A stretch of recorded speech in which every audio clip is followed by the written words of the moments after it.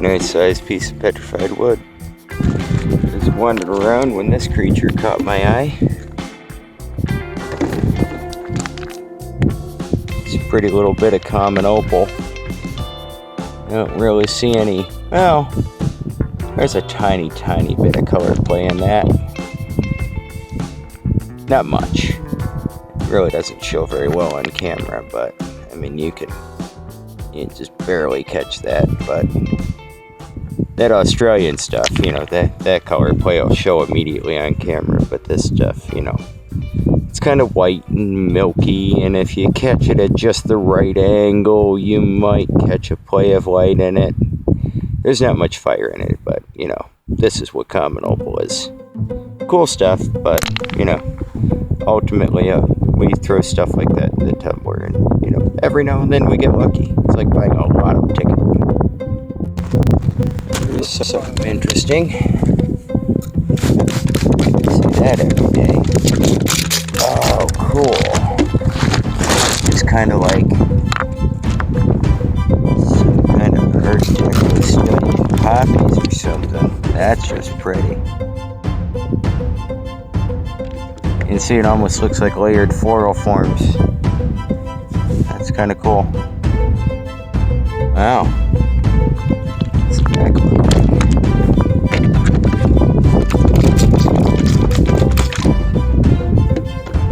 Just stunning.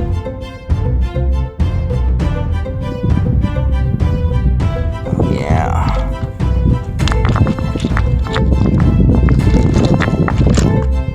That's just pretty. It's a cool little find.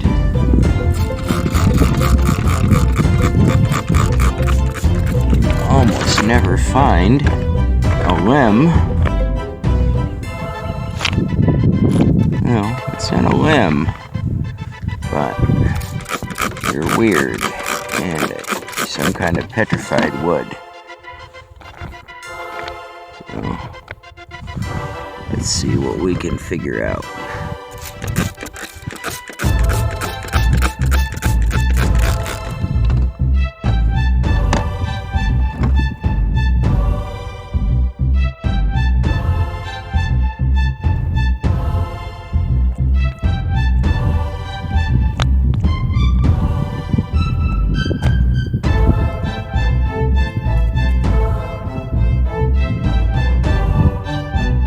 Looks like it's part of a limb.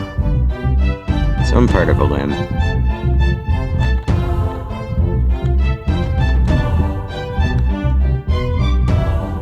That's pretty cool. That's definitely coming back with us. You know what we say, we take a look around and see if anything else in the area seems like it might be cool, because usually you find similar stuff together.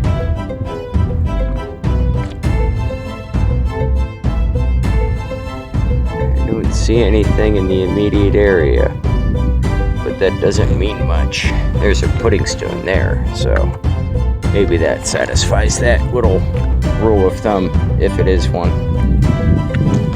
This must be a day for petrified wood. Check that out. That's just cool.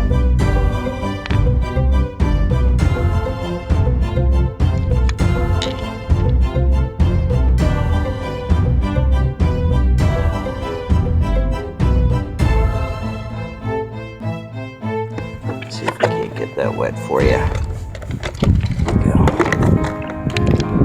That bottle's running empty on me.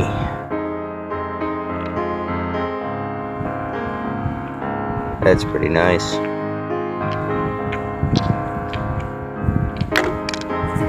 Yeah. dare say I got a little pocket pew pew that might make a little nice set of grips for.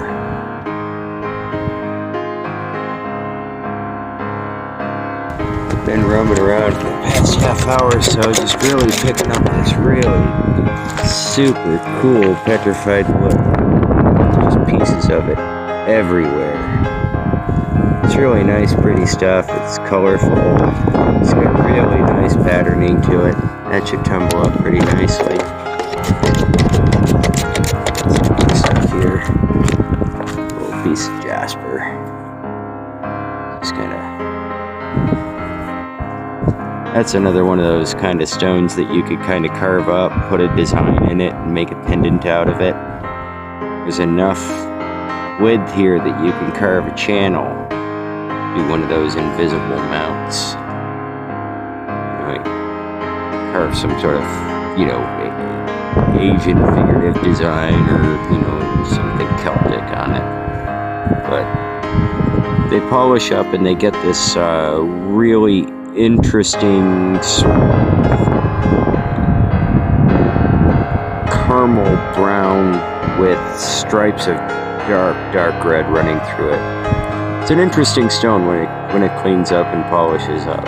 So we'll take this one along and maybe that'll show up in a tutorial in the next couple weeks.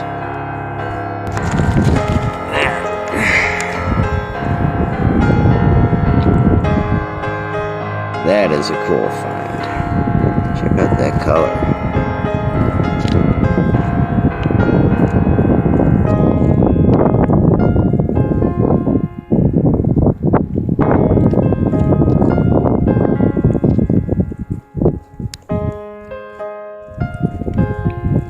That's cool. I'm digging that.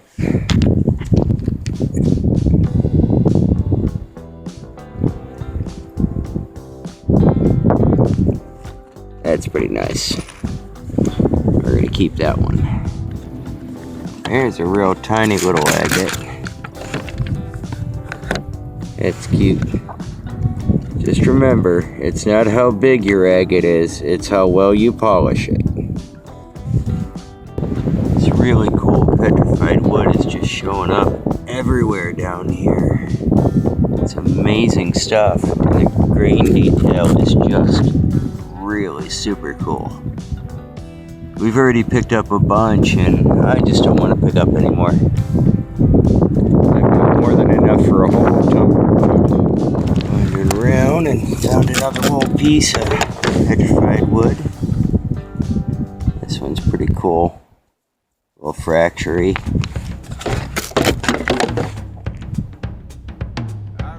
But it's kind of cool. Pick that one up and add it to the tumble pile. We come out here, well, pretty much every day because it's right down the street from our house. And, well, calling it a street is a little bit of a stretch. It's more like a barely paved road. Ooh, that's pretty.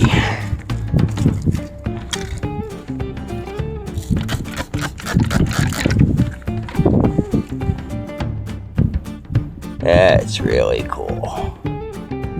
Oh yeah, that's keeper. But we come out here and we walk, and it's pretty much what a lot of us do in this area. We come out and walk in the gravel bars, and it's because there aren't a whole lot of people here. We're just socially distant by nature. It's not because we're mean or don't like each other. We like each other just fine, just from a distance. And there's nothing wrong with that. That's just how some folks are. When you move out to the country and you commit to living out here, that's sort of what you're committing to. You're out here because you really didn't want to be in the city. There ain't nothing wrong with living in the city, that's perfectly fine. That's pretty. Take that one too. But it just isn't for us. So our lifestyle is a whole lot different than yours in the city. For us, we order groceries because we have to. Because the nearest store is 30 miles away and it's a market. The nearest full-service grocery store, Safeway, Kroger, anything like that, it's about 65, 70 miles away. It's a good 2-hour drive for us to go to a full-service grocery store. So, yeah, those of you who think that I'm somehow, right next to a great big community, I'm not. I live out in the middle of nowhere. This is what people who live in the middle of nowhere do to pass time. I know that I shouldn't have to explain that, but yet here we are.